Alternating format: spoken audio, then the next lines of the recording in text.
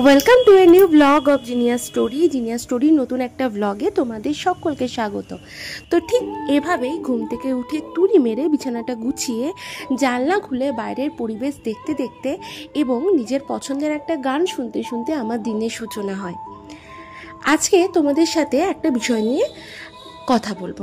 বিষয়টা হচ্ছে আমার এই যে একলা থাকার অভ্যাস, সেটা আমি একলা থাকতে ভালোবাসি।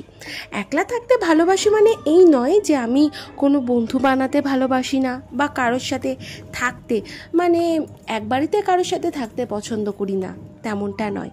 তবে একলা থাকতে ভালোবাসি মানে আমার আশেপাশে আমি সেই সকল মানুষদেরকেই পছন্দ করি যারা আমার জন্য পজিটিভ বা আমার মানসিক স্বাস্থ্যের জন্য পজিটিভ।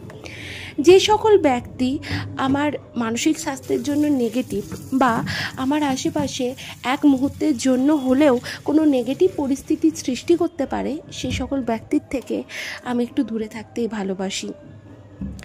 আমার বয়সটা যে খুব বেশি হয়ে গেছে তা না, তবে যে কটা দিন বেঁচেছি সে কটা দিন এইটুকু শিখতে পেরেছি যে মানসিক স্বাস্থ্যটাই সবথেকে বড় সম্পদ।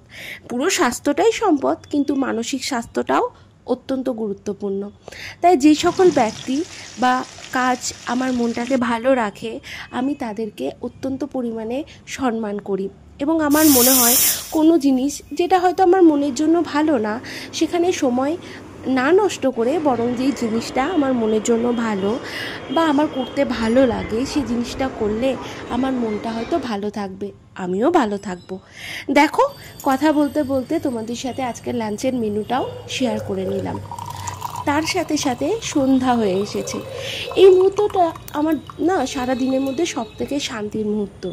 নিজের পছন্দ মতো একটু চা বানিয়ে নিই, তারপর চায়ের কাপটাকে নিয়ে পৌঁছে যায় আমার ব্যালকনিতে। সেখানে বসে শান্তিতে চাটা খাই, সাথে সাথে গাছগুলোর সাথে একটু সময় কাটাই, কখনো বা খোলা আকাশের দিকে তাকাই, কখনো বা রাস্তার দিকে তাকাই।